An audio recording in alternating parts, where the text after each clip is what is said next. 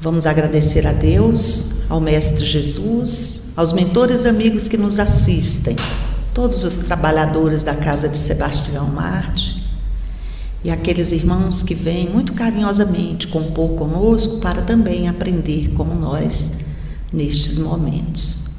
Que as bênçãos de Deus permaneçam conosco, que estejam com todos os nossos, que estão nos nossos lares, todos os nossos irmãos em humanidade. E que este momento seja um momento de muito proveito para nós, espíritos, nessa jornada de aprendizagem espiritual. Que assim seja. Paulo, nós vamos fazer naquele esquema mais ou menos, né? A gente vai trazer questões e nós vamos conversando. A gente gostaria apenas de, quando forem levantar a mão, não levantem todos de uma vez, um por vez, aí a gente dá o espaço para fala, tá bom? A gente não tem muito tempo, nós temos aí até 20h15, isso mesmo? Cravado? Até 30, né, para aproveitar um pouco. Então vamos até as 20h30 hoje e vamos prestar atenção, né, nessas informações que vêm para nós, porque nós vamos falar de família, nós estamos numa grande família e a gente vai permanecer em família. Então, nós vamos começar com uma questão. Qual o conceito de família na perspectiva do Espiritismo? Vamos refletir, o Paulo vai falar, a Rívia vai falar e a gente vai conversando. Boa noite. Vocês escutam pelo microfone ou escutam sem microfone? O microfone tá bom, tá saindo aqui a voz. Tá saindo? Então ótimo. Bom, gente, parabéns a todos vocês.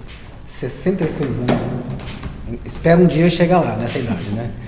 Mas a gente sabe que toda casa espírita, a gente vê na literatura, tanto na literatura de André Luiz, quanto nas próprias obras básicas, é uma fonte de luz, é uma ponte entre a terra e o plano espiritual.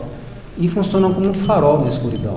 A gente vê relatos em diversos romances, histórias, de pessoas que estavam circulando, os espíritos vagando sobre a terra e viam um farol de luz quando se aproximava. Era uma casa espírita, simples, né? Mas que as dimensões da construção espiritual de uma casa espírita extrapolam em muito, né, essas paredes que a gente olha aqui. Então, parabéns aos fundadores. A gente sabe que muitos não estão mais presentes fisicamente, embora a gente saiba que tem alguns. A maioria já está no plano espiritual, mas parabéns àqueles que honraram, né, o trabalho de início.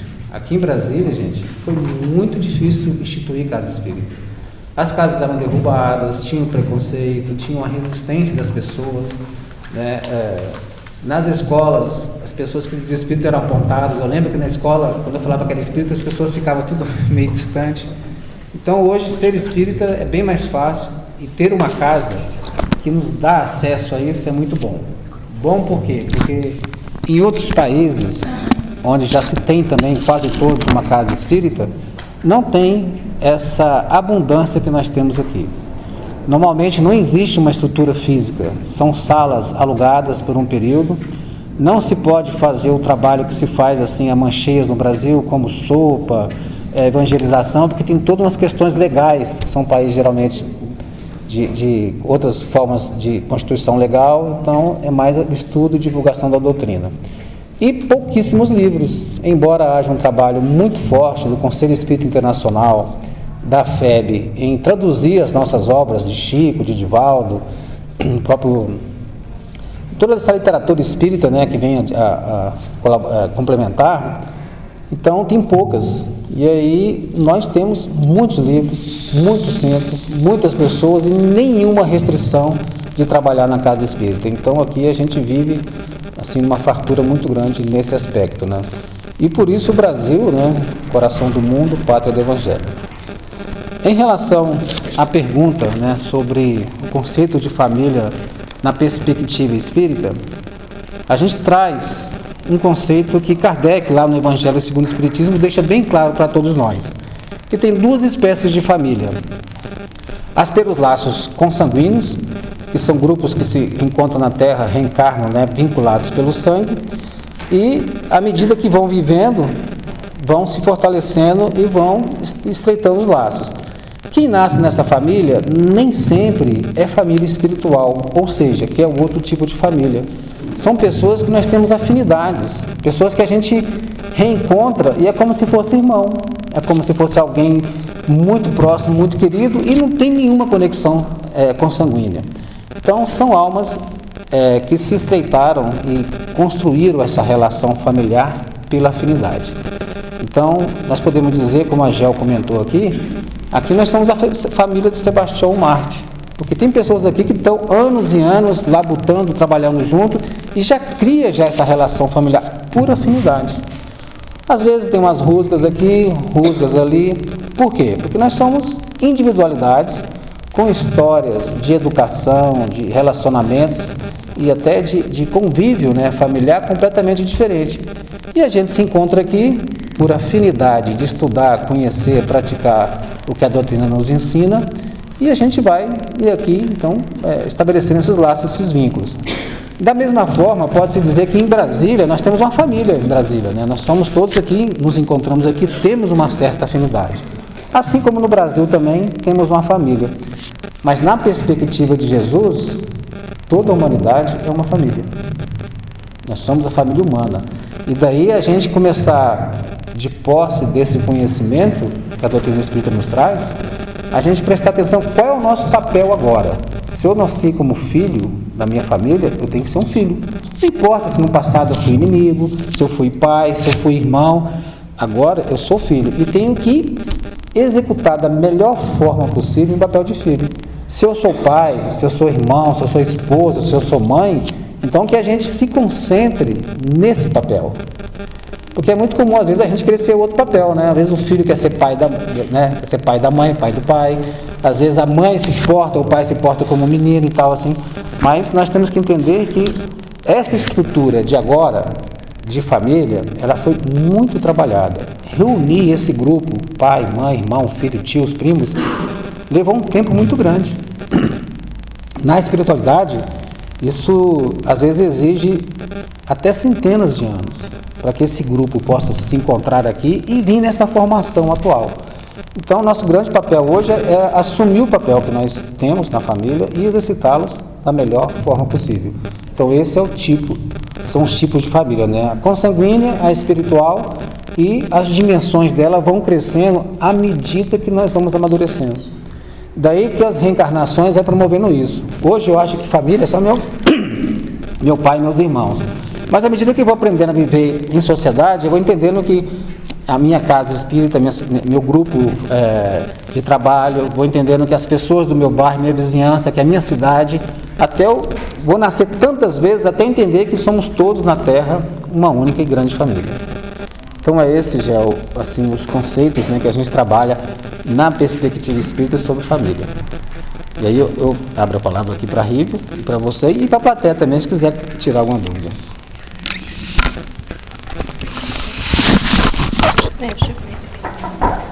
Boa noite a todos. É um prazer estar aqui. Parabéns para a casa e, sobretudo, para os trabalhadores que estão na atualidade, né? São esses que perduram o trabalho e têm uma relevância muito grande para o mundo atual, né? O interessante desse tema família, que, na minha perspectiva, é que ele nos diz respeito a todos, indiscriminadamente. E para a gente entender essa família humana, essa família universal, a gente precisa voltar para a nossa família de origem. E é desse lugar que a gente precisa olhar, né? Desse lugar que a gente está, de família como uma célula primordial da sociedade, desse lugar de onde eu cheguei, né? Porque quando a gente diz a gente tem que fazer o nosso melhor papel de mãe, o nosso melhor papel de filho, de esposa e de esposo, a gente não vem pronto para isso, né? Eu acho que esse entendimento de que a gente não veio pronto, ele é bom porque não exige de nós uma perfeição que nós ainda não temos. Então, ninguém nasce pronto mãe, ninguém nasce pronto pai, ninguém nasce pronto filho. A gente vai aprendendo ao longo do tempo. E esse aprendizado é tão interessante porque na teia familiar, a gente pode falar de uma teia, né? porque a gente começa filho, depois a gente se torna irmão, e a gente se torna pai, e a gente vai ampliando a complexidade do nosso papel, mas a cada nascimento, a cada novo ser que chega nessa família, mexe na teia. E a gente acaba se tornando um papel que a gente não tinha. E todos nós vamos aprendendo a ser pai, mãe, tio, avô, avó. E é nessa perspectiva que é legal a gente pensar, onde é que eu estou hoje? Né? Onde que eu estou hoje? Então, se a gente faz essa pergunta para nós individualmente, onde que eu estou hoje? Olha, hoje eu estou no papel de mãe, de tia, de filha.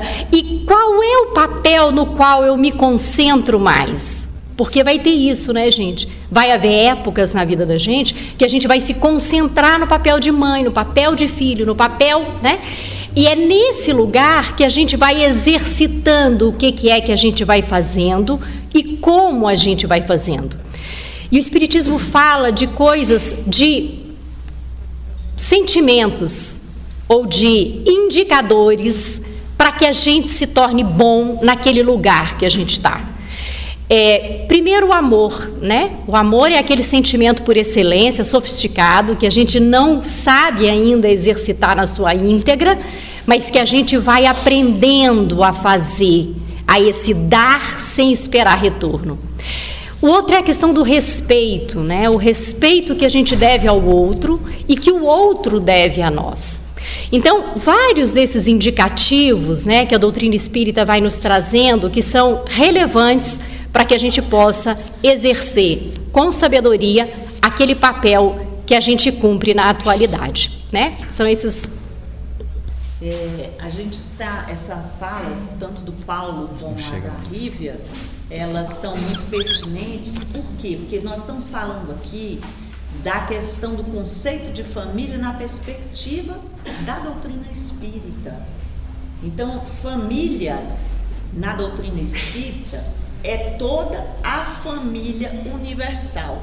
E aí a gente começa uma fala do micro, né, desse microespaço, e vai ao macro. Mas podemos também do macro para o micro, no sentido de que a família nossa é a família universal, todos nós somos irmãos. E esses papéis que a Rívia traz, né, que coloca que nós estamos colocados, e a perfeição divina é tão grande que nos permite isso, na mesma encarnação nós vamos viver todas essas etapas. Então, em níveis espirituais, isso são oportunidades grandiosas que nós teremos para aprender coisas específicas de cada momento desse. E é interessante porque isso parece que é separado, mas é tudo tão junto que hoje a gente está aqui, por exemplo, filhos, pais e mães, né? E irmãos de toda essa sociedade que aí está, com o compromisso de torná-la melhor, nos tornando melhor. Então, é fantástico essa visão que a gente tem dentro da doutrina espírita, porque não está lá fora.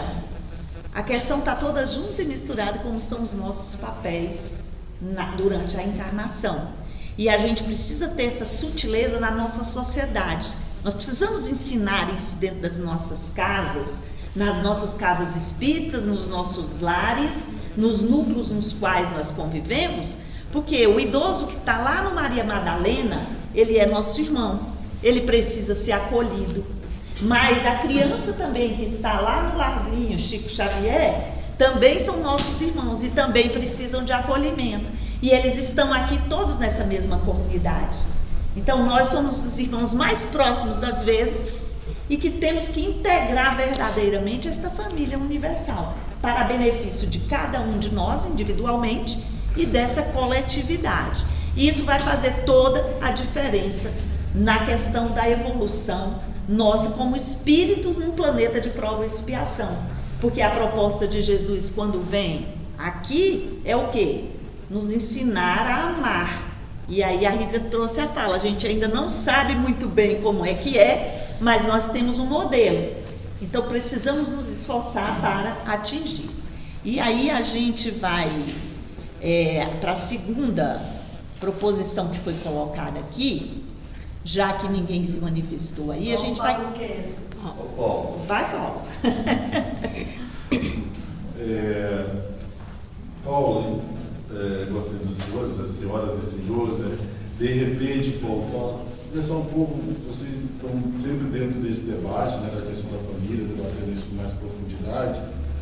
E assim, hoje a gente percebe que, ao passo dos anos, essa composição familiar mais íntima, diria assim, ela teve algumas alterações, né, nesse contexto, que de alguma forma também levou esse impacto à sociedade em geral, né? Vocês falaram um pouco do amor, talvez seja algo nesse sentido da gente entender.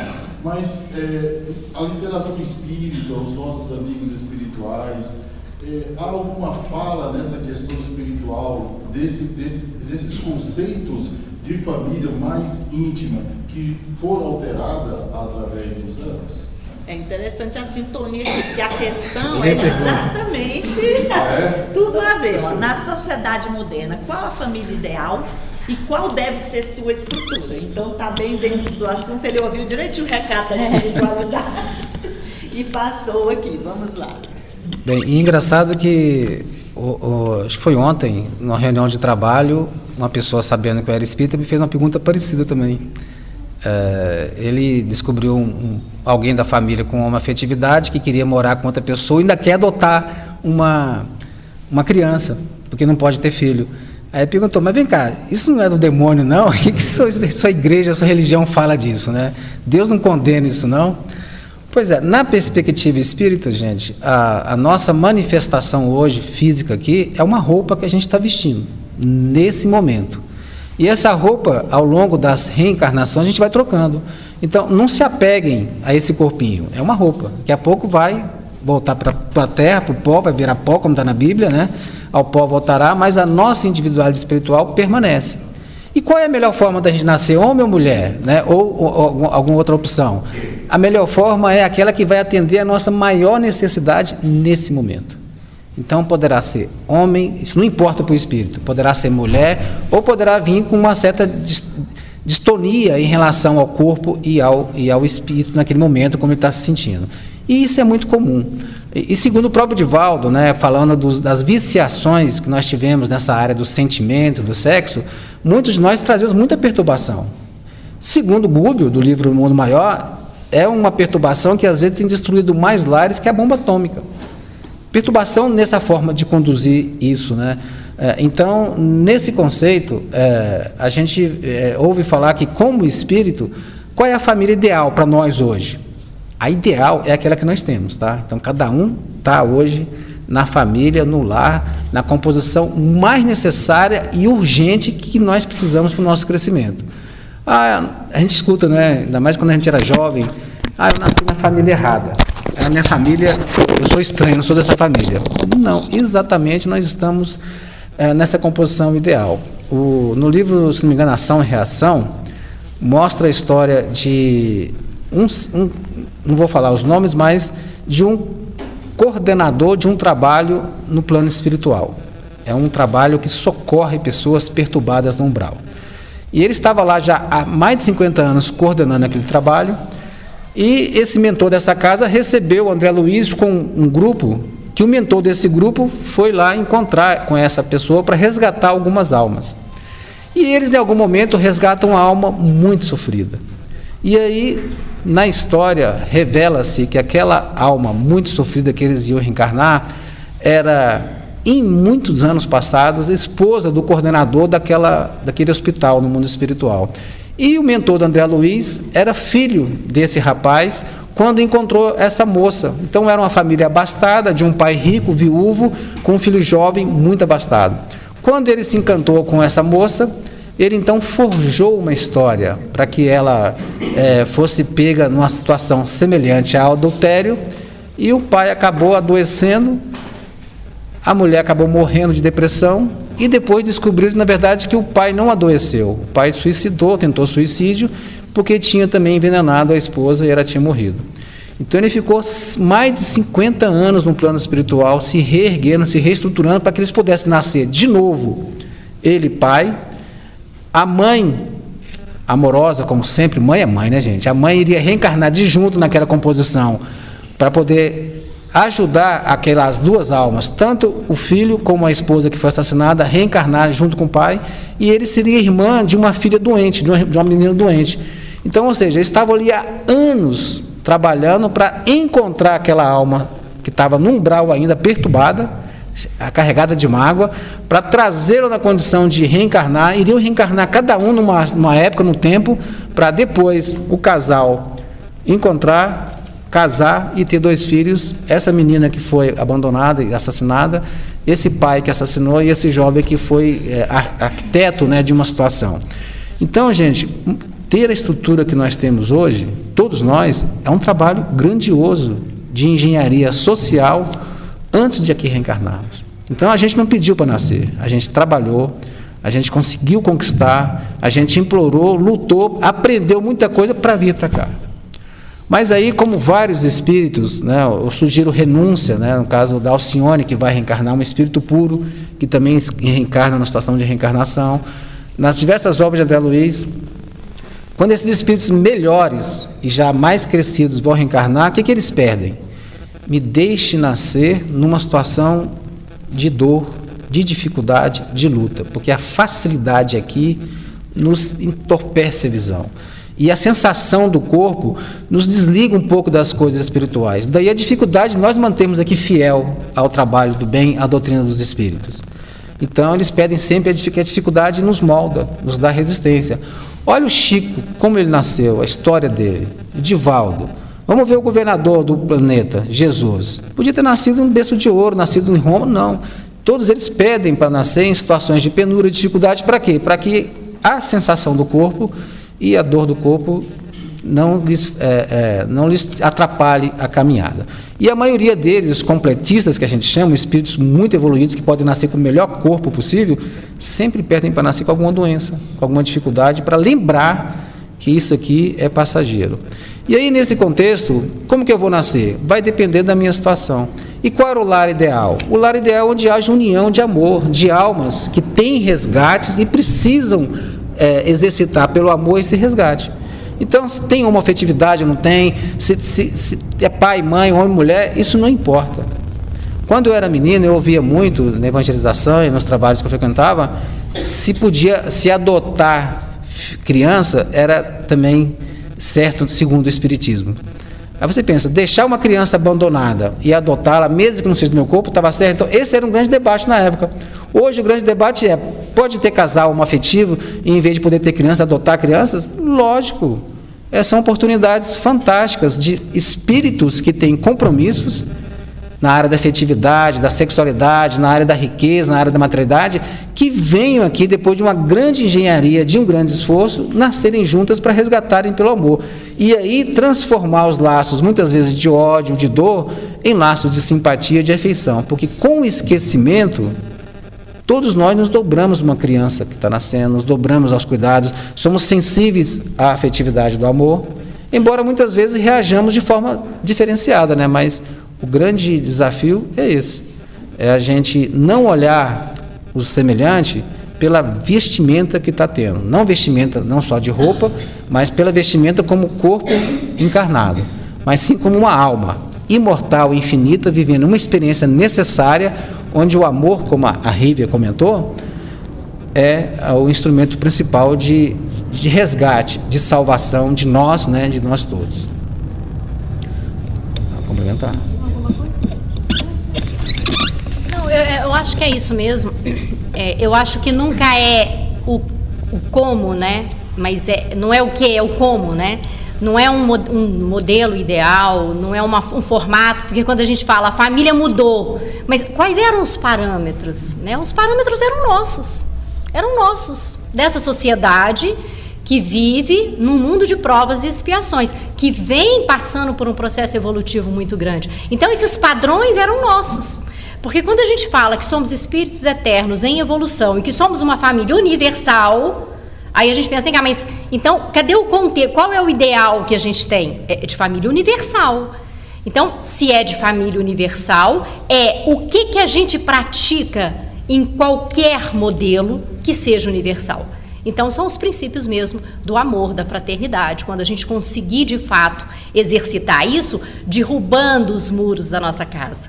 Quando a gente conseguir dar o nosso amor para além dos muros das pessoas que a gente conhece, né? Quando a gente consegue mesmo, de fato, exercitar a fraternidade na sua plenitude, né? E aí a gente volta ao nosso modelo, né? Porque aí Jesus vem e faz valer tudo isso que a gente está colocando. Porque o que Jesus faz? Para nós, os espíritos, fica até muito fácil, parece simples isso no dia a dia. É avaliar na nossa postura para a gente ter uma definição, ou seja, qual é o modelo ideal, né? Por que tem que ser assim ou assado? É pensar o que Jesus faria nesse momento. Jesus acolhe a todos nós, independente do que estejamos nós. E vai acolher eternamente, porque Ele diz que está conosco, que estará nos guiando e que nós todos seremos espíritos evoluídos um dia. Nenhuma das ovelhas que a Ele foi confiada se perderá.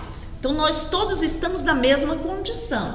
Ainda, por causa do egoísmo, do orgulho e da vaidade, característicos de um planeta de prova e expiação. Então não dá também para a gente ficar dando chicotada na gente, porque nós ainda estamos, né, com esses vícios. E aí a gente vai, sim, fazer juízo de valor. Mas o que a gente está falando aqui? Que nós, acima de tudo, nós precisamos respeitar. Respeitar. E aí, o limite máximo desse respeito é a gente olhar para o outro e se ver no outro. Se identificar com o outro. E pensar exatamente o que é que eu gostaria que ele fizesse comigo. Porque é o que Jesus nos dá de exemplo, né? E nos traz aí frequentemente, né, através dos seus ensinamentos. Só complementar uma coisa.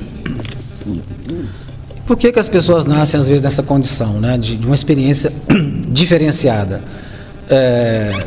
Muitas vezes, em outras vidas, a gente violentou, a gente rejeitou, colocou, escravizamos, né, saqueamos. Então, quando a gente cai na consciência lá no plano espiritual, a gente pede para renascer numa condição que a gente possa resgatar aquilo, para que a gente possa evoluir. E é muito duro, gente, para quem já passou por processo de rejeição, de segregação pela cor, pelo sexo, pelo gênero ou pela opção, né? Então, é muita dor. Muitas vezes a gente acolhe na federação, até que na casa mesmo você deve ter acolhido isso, pessoas que vêm com essa distonia. Às vezes no corpo físico, mas com a alma feminina, às vezes no corpo feminino, mas com, né, a alma ali totalmente expressando-se feminilidade, masculinidade, uma inversão qualquer. E, assim, a grande dor é a rejeição dos pais, muitas vezes, da família, rejeição das pessoas com que convivem. E o nosso papel é olhar além das aparências, é ver a alma imortal. Então, acolher como irmão, realmente, né, em qualquer condição. E quanto ao comportamento, porque se fala muito do comportamento, o comportamento de todos nós, como comunidade, é ser fraterno, é ser amoroso, não guardar rancor, é o que está no homem de bem lá no Evangelho. Agora, esse comportamento é para todos, independente da sexualidade, da manifestação, da distonia que tem. E deve ser um padrão de todos nós em qualquer condição, né, em qualquer idade. Então, isso é que a gente tem que se preocupar. E não em ficar julgando ou ficar observando e até, às vezes, comentando maldosamente, né, como as pessoas se manifestam, porque o sentimento de rejeição que a pessoa está passando ali é um processo difícil de vencer e de superar. Muitos vão ao suicídio, muitos vão, às vezes, a um processo de autodestruição, né, de diversas formas. Aí a gente vai partir aqui, nós temos aí duas questões que eu achei interessante a gente juntar, porque uma fala da questão de como que os pais devem lidar com a questão da ingratidão dos filhos. Isso já foi dito nas entrelinhas aqui, mas nós vamos trazer um reforço. E quais as consequências na nossa sociedade do desmantelo dessa estrutura familiar. Então, a gente já sabe que é um desastre. E as causas também nós sabemos, acabamos de falar, inclusive, na questão do respeito, que precisa ser a palavra de ordem para toda relação de convivência, né? Mas, como é que a gente pode falar mais um pouco dentro dos princípios doutrinários dessa questão, ingratidão de filhos e consequências dessa... A gente vai chamar de desestrutura, mas até na nossa fala a gente pode complementar que não há uma desestrutura. Há um interesse que é muito comercial e muito característico do capitalismo, de que essa estrutura ela não funcione como ela precisa. E nós sabemos por quê. Mundo de provas e expiações, dificuldades, e a gente precisa vencer. Vamos lá, eu queria fazer um preâmbulo, tá? Para a gente falar de ingratidão, como lidar com a ingratidão dos filhos, eu acho que tem algo que é anterior a isso. Como é que a gente, pai e mãe, cumpriu o nosso papel? E aí eu vou trazer uma observação que a gente faz, muito comum quando a gente ouve pai e mãe, com relação à expectativa que tem pelos filhos, né? Então, a maior dificuldade que a gente vê é o pai que enxerga o filho. Geralmente, pai e mãe enxergam o filho como ele. Isso é muito comum, porque assim, a gente vê isso na idade escolar, na adolescência a gente vê isso muito forte, depois vai crescendo, e a gente, pai, tem um monte de expectativa com relação aos nossos filhos. E a gente não disfarça essa expectativa, porque a gente quer que ele seja o melhor, que ele faça o melhor, que ele tenha uma profissão que dê dinheiro, que dê segurança, que dê um monte de coisa, né? Mas a gente olha ele geralmente com as nossas carências que a gente traz na nossa história. Então, vou dar um exemplo. A gente quis fazer medicina.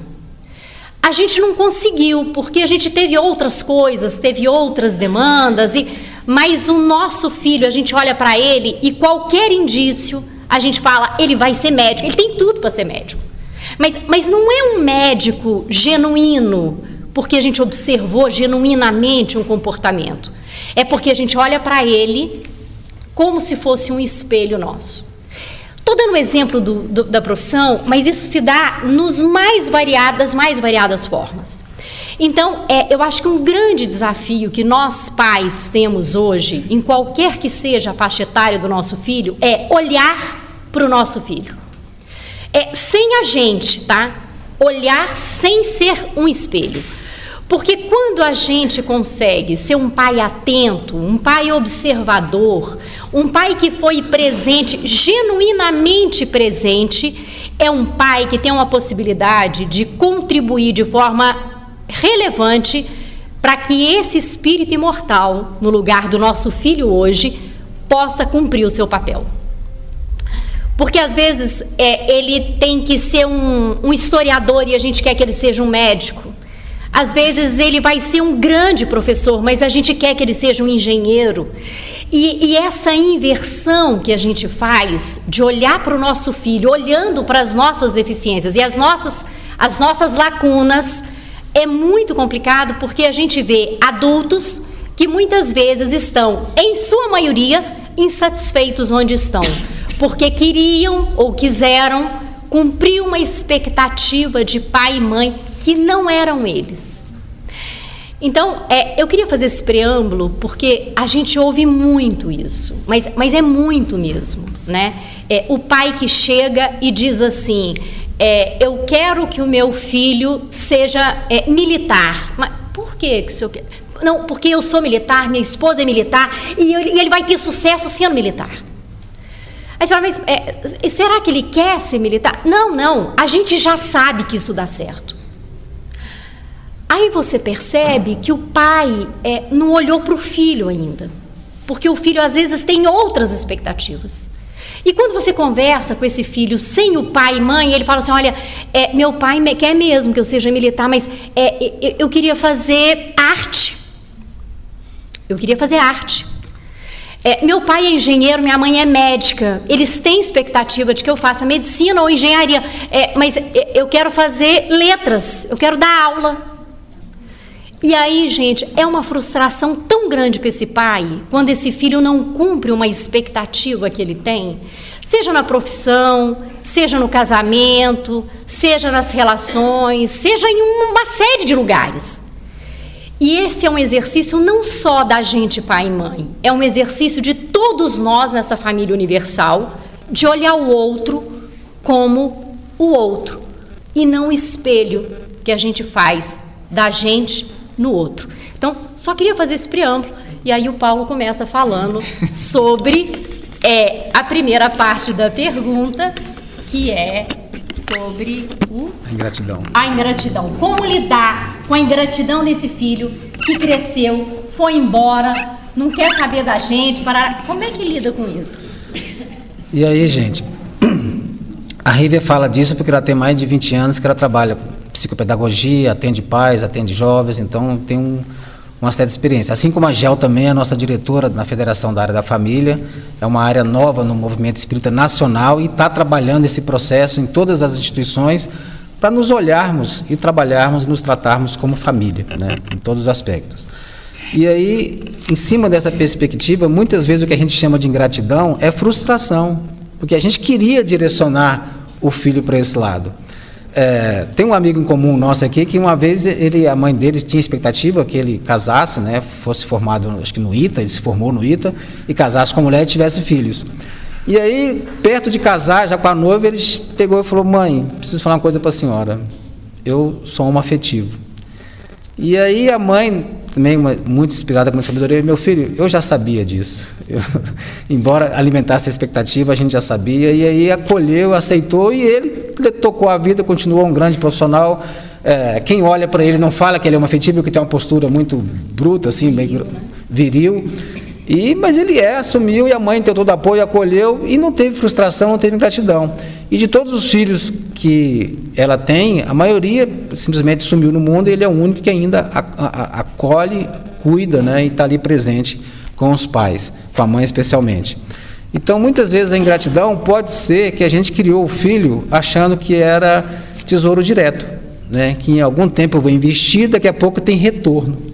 E aí, muitas vezes, o filho é uma alma muito mais sofredora, vítima nossa do passado, que precisa do nosso acolhimento, do nosso apoio. Então, cuidado com a nossa expectativa. Filho não é banco, filho não é poupança, não é investimento, né, que de algum tempo vai voltar. Filhos são pássaros que a gente tem que criar e soltar. Como diz Tagore, né, e também o Salmo de Davi, né, são flechas que nós atiramos ao ar. Então, quanto mais prepararmos, mais mirarmos, mais longe ele vai. Então, não tem que esperar retorno. Agora, o que vai acontecer? Pelo seu amor, pelo olhar que você teve, pelo seu cuidado, eles vão estar sempre preparados para ir, mas vão voltar. Voltar por quê? Porque o calor, o carinho, o afeto, aquele encontro de família. Então, pensar nesse sentido. Agora, pode acontecer, como a gente também atende diversas vezes, recentemente, nessa semana, umas 3 semanas, a gente foi visitar um parente nosso que está completando quase 100 anos, e quando estávamos lá, ela estava com uma amiga de infância, que também tinha quase 100 anos, que foi expulsa de casa. Gente, hoje todos nós temos condição de viver 100 anos, viu? Alimentação, meditação, né? Atividade física. E essas 2 pessoas que eu falo para vocês, eu acho que vai viver mais 20, que estão tão saudáveis, tão firmes, tão senhoras de si, né? Mas se cuidam. Mas só que uma dessas lá estava lá chorosa porque foi expulsa de casa. Ela saiu para viajar, para visitar a amiga, a filha aproveitou, juntou tudo, botou na rua e falou: você não volta mais para casa porque eu quero casar, quero viver minha vida e você está me atrapalhando. Então, tem muitas histórias assim, gente. Vocês aqui já visitam bastante Lar Madalena. Quantos que estão lá que os filhos chamaram: pai, vamos ali, né? E daqui a pouco a gente volta. Vou deixar o senhor aqui, daqui a pouco eu volto. E não volta mais. Eu lembro aqui no Madalena mesmo, que eu fui com a minha filha lá para uma visita de evangelização, ela tinha uns 6, 7 anos, né, Maria Clara, os meninos, e aí a gente conversando com o vozinho lá, e o vozinho falou isso, e eles atentos, nossos meninos atentos ali, né, ajudamos no café e tal, no lanche, e fomos embora. E quando foi embora, minha filha chegou para minha esposa e falou: mãe, pode deixar que eu nunca vou deixar a senhora aqui e ir embora, como fizeram, né, como fizeram com aquele vozinho lá, né. Então, gente, pode acontecer isso, mas tenham certeza, né? Toda dor, toda experiência que a gente passa é um processo de crescimento para a nossa alma. Então, não alimentar mágoa, não alimentar ressentimento e tentar rever esse nosso olhar e nossa expectativa. Lembrando, né, que como almas imortais, como um processo de reencontro que nós tivemos aqui, essa ingratidão, muitas vezes, para a gente é uma necessidade de aprendizagem, e para quem está praticando, todo mal ou toda, né, distonia da lei do amor e do bem que a gente pratica, é um investimento que nós vamos ter que resgatar no futuro. Se é do bem, ótimo, mas se não, nós vamos resgatar. E aí haverá necessidade de reencarnações ou de vivências tortuosas. Por que nós temos na Terra países com tanta diferença de convívio, de relacionamento, de leis, de situações, de materialidade? É porque nós temos necessidade disso ainda, né? A Terra, ela é a expressão do nosso sentimento, do nosso pensamento. Então, enquanto a gente não mudar isso, nós vamos ter esses umbrais encarnados na Terra, né? E aí é questão do tempo. Que for possível, senão a gente vai estudar juntos, né, para descobri-las. É fantástico esse tema, né, gente? E todo mundo gosta, é interessante, né? Como que a gente se envolve na sala da família? Porque é muito... A gente se acha, né? Não, na verdade é assim, é tudo que a gente é, não é? Então mexe com todo mundo e mexe fundo, vira de ponta cabeça, porque enquanto a gente está falando aqui, nós estamos sendo atendidos. Essas vibrações estão permitindo atendimentos lá para os nossos familiares, no mundo inteiro. Isso vai movimentando energias que vão nos tocando também. A proposta é exatamente essa. É que essa grande família espírita, mas principalmente cristã, ela se envolva cada vez mais com essa oportunidade, e eu vou dizer oportunidade única, porque como nós estamos hoje no planeta de provas e expiações, nós não estaremos em outros momentos. Dessa forma, como nós fomos recebidos aqui nesse planeta lindo, com essa família, com essas pessoas com as quais nós estamos convivendo, pode ser que nós levemos aí 1000 anos novamente para estarmos juntos, ou talvez, né, fiquemos iguais aí a alguns dos livros de André Luiz que nos trazem muita informação assim, está aqui trabalhando para a evolução dos outros, esperando um dia, quem sabe, encontrar aquela alma que ficou pelo meio do caminho. Então, que o Mestre Jesus possa realmente nos abençoar nesse sentido, de que nós estejamos florescendo no lugar que estamos plantados. E esse lugar é a família Cezon, é a família Federação Espírita do Distrito Federal, é a família lá naquela casa que nós vamos retornar daqui a pouco, ou daquele que nós nem sabemos onde ele anda. Hoje eu ouvi no banheiro lá no SESC uma moça dizendo: a minha irmã mais velha, eu não sei nem por onde ela anda. E eu fiquei morrendo de dó, porque eu sou irmã mais velha de uma família e todos os meus irmãos sabem exatamente onde eu estou, junto com o lado deles. Então, assim, quantas são, né, essas famílias e quantos são esses casos? Então, que nós estejamos atentos ao nosso mestre, modelo e guia. Ele viveu na família dele quanto pôde, quanto se fez necessário, e viveu com toda a família universal e vive, né, nos dias de hoje, com toda a família universal, e nos aceita exatamente como nós somos, não questiona nada. A gente pode Por isso que ele não vai voltar, né? Porque ele nunca foi, tá, gente? Nunca foi.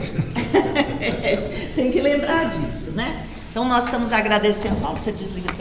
Então a gente quer agradecer a Deus, nosso Pai de infinita bondade e misericórdia, primeiro pelo dom da vida, e hoje, muito especialmente, por essa doutrina de luz, que nos apresenta novamente ao nosso modelo e guia, que é o Mestre Jesus, todos os dias, nos permitindo que façamos o esforço para nos melhorarmos, porque a angelitude é o objetivo final de todo espírito, e nós estamos nesse caminho, a passos às vezes lentos, outras vezes a passos largos, mas no ideal de florescer onde estivermos, junto com Jesus.